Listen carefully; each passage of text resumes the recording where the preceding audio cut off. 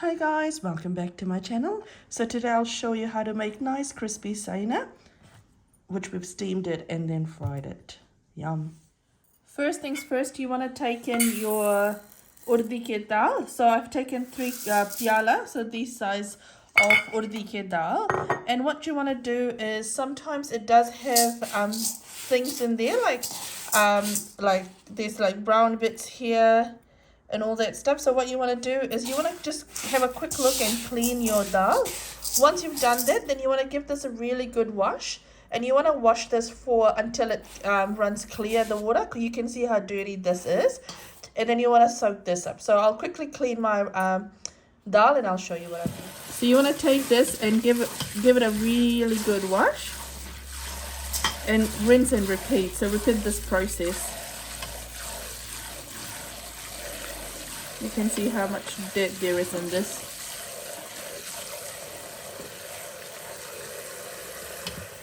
Here we go. So that's all done and it's looking really clear now. It's taken me I think around 8 times to wash it off.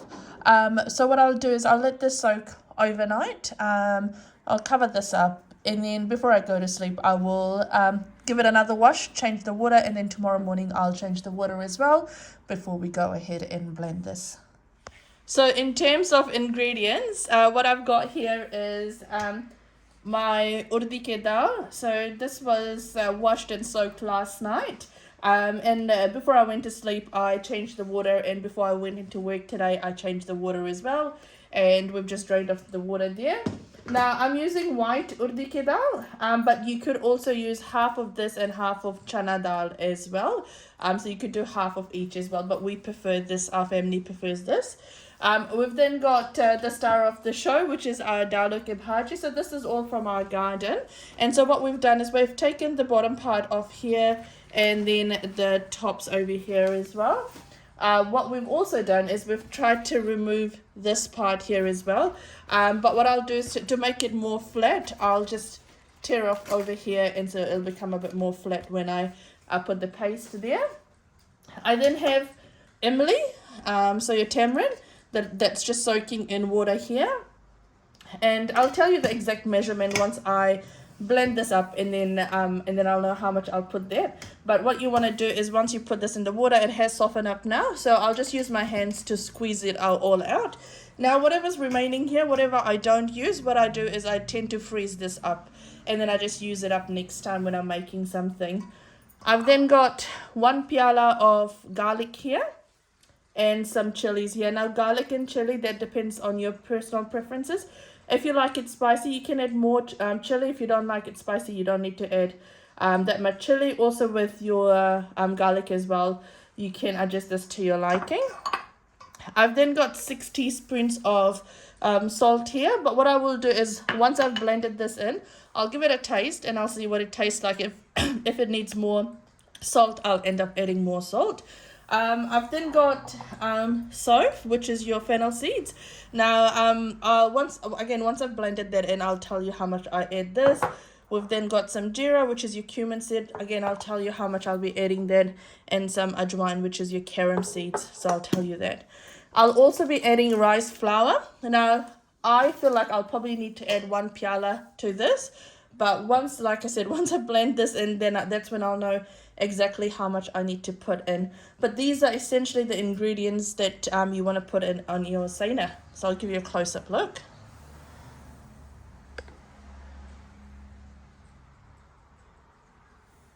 So we'll add in our dal in the food processor.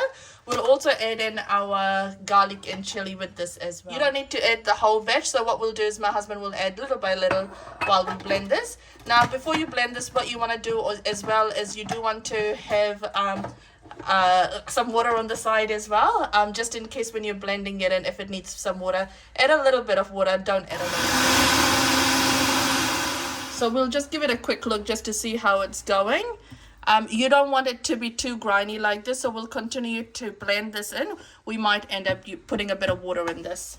So this is all nicely blended. Now you don't want it to be too pasty, and you don't want it to have too much grains in there. Now to this I'll add in my salt. I'll add in my fennel seeds. So I'll put about 2 heaped tablespoons of fennel seeds, which is your so. I'll do about the same of jeera, so which is 2, maybe we'll do 3 heaped tablespoons of jeera, which is your cumin seeds. And I'll go with 1 tablespoon of carom seed, which is your ajwain. We'll give this all a really nice mix. Now you can add only jeera if you want to. You can add only salt, whatever you want to do in terms of the whole spices. You can add that, and also the quantity as well. If you don't want a lot, you add a little bit. If you want a lot, then you add the amount that I've added there. It all tastes really nice when you fry it. There you go. That's mixed together nicely. I'll put 1 piala of rice flour, and I'll see if I need to add more. And when you add this, then you want to give it all a really good mix. Now, if you don't have rice flour, when you soak your dal or your lentils, that's when you can add some rice as well. And then when you blend it in, it all blend in. The whole purpose of adding rice flour or rice is so that when we fry it, it turns out really nice and crispy. There you go. Beautiful. So we'll go with one piala of rice flour. I'll add 1 piala of tamarind pulp, and I'll see if I need to add more. Again, it depends on how tangy you want it. That's how much you'll want to add in here. So now what we'll do is we'll take our time and give everything a really nice mix. Normally when I'm doing it, I'm actually using my hands to mix it all right through. But there we go. That's mixing through really, really nice. Just make sure you go at the bottom and pick up the rice flour as well. So I gave it all a quick mix, and I felt like I did take a quick taste of it, and I felt like it needed more tamarind and it needed more salt. So I've added 2 more teaspoons of salt and half a cup of tamarind pulp in here. So now I'll go ahead and give this all a really good mix. Here we go. So that's my mix all done. And now we'll go ahead and start wrapping this up. Beautiful. So I'll show you how I've wrapped that. I don't know if you can see that in the frame. So I've got a clean surface. I mean, it's not clean at the moment because I've done 1 Saina wrap. And we'll put in our paste. Now you can put less or more. It entirely depends on you. And if your paste is too watery, you can add more rice flour to it as well. That will make it nice. Now what I have done is I have torn my leaf like that just so that it becomes a bit more easier to roll. So we'll go ahead, put our mixture in here.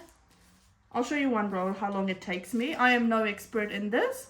I feel like the mixture and all that stuff is the easier part. The rolling, you'd need to be an expert to do that. But honestly, once you put it in, like once you wrap it up and you steam it, it really doesn't impact it as much. So I'll take another leaf. And this time I'll face it this side.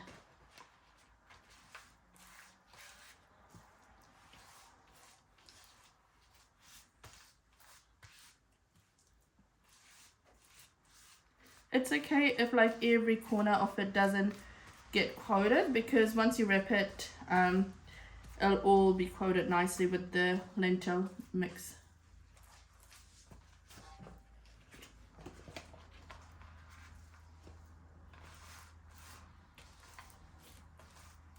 This is a bit of a dirty job and it does take some time, but you just need some patience. Here we go.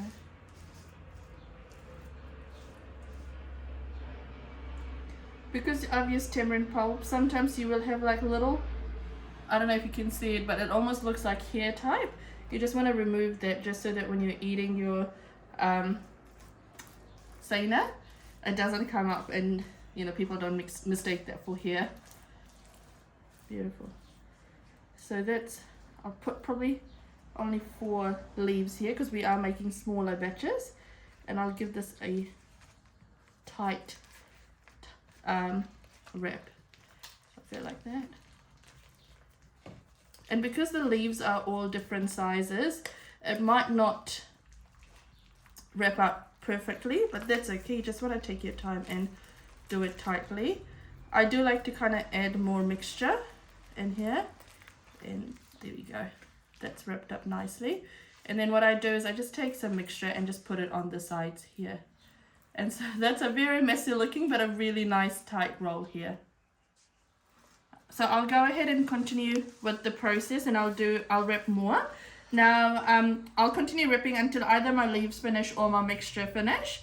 Now if your leaves finish before your mixture, what you want to do is this freezes really well as well, so you want to freeze it, and then when you have access to more leaves, then you can defrost it and then you can rip it up as well. That's absolutely fine. If you have your leaf remaining and you don't want to use it for either roro or polisami or anything of that sort, what you can do is you can cut this up, blanch it quickly for 5 minutes, and then put it straight in cold water and then let it cool down before you put this in the freezer. So it's all done. Just a pointer, if you are doing it on your bench top, as soon as you're done doing rolling your Sainas, quickly wipe it off, or else it will become quite hard to wipe it off, and then you'll need to use quite a lot of chemicals and all that stuff. So we've been able to make 8 proper size of Saina, and so this is the size that we've wrapped. Some of them are a bit smaller, but like this is sort of the average size. And then we've got 1 baby Saina here. This is for us to taste once we've finished making it. Now what we've got is we've got a pot here that's we've put some water in there, and we'll go ahead and steam this. So we've got a big handi here. We've got a big pot so that we can put all of it together. So just when you're layering it, just make sure you've got enough water in your pot, because it will take us about 2 hours to steam this. Obviously it depends on the size of your Saina. And you want to put the thick ones at the bottom, and then the thin ones on top of it. And you don't want to so I've got enough water there, just covering it up. You don't want to add too much, or else the water will go in your Saina. So I'll go ahead and layer it. So that's all stacked up. I'll cover this up and I'll let this steam for about 2 hours now. I've got my pan on medium heat. You want to add enough water for it to steam for 2 hours. And so you want to use a appropriate vessel as well for that. So I'll have a look at this after 2 hours now. So it's been about 2 hours now, and I can start to smell that my Saina is cooked. So what I'll do is I'll just turn off my stove now. Now when you open this, you just need to be very careful, because there will be a lot of steam that will come through. So what I'll do is I'll just let this sit in the steam now. And because if I'm making it at night time, I'll normally just leave it and then come back in the morning and then open this up. But what I'll do is I'll let this sit here for about an hour before I come open it up and show you what that looks like. So it's been an hour, just over an hour, and it has cooled down.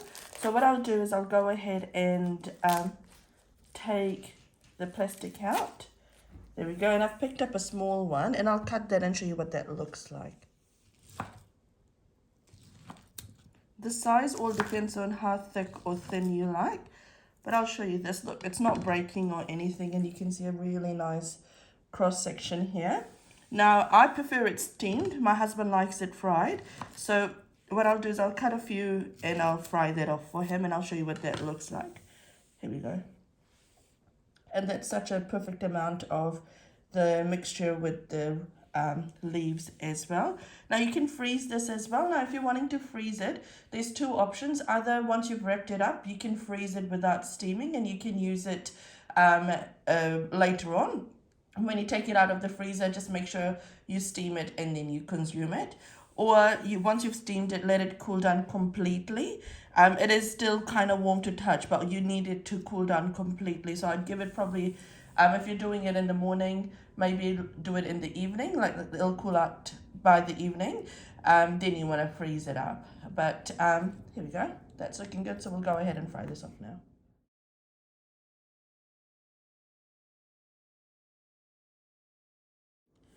Here we go, that's all done. We've fried it off nice and crispy, and we'll give this a go. Now, if you do try this recipe, or if you try any other recipes in my channel, let me know how it turns out, and feel free to like, share, and subscribe, and also let me know what else you want me to post.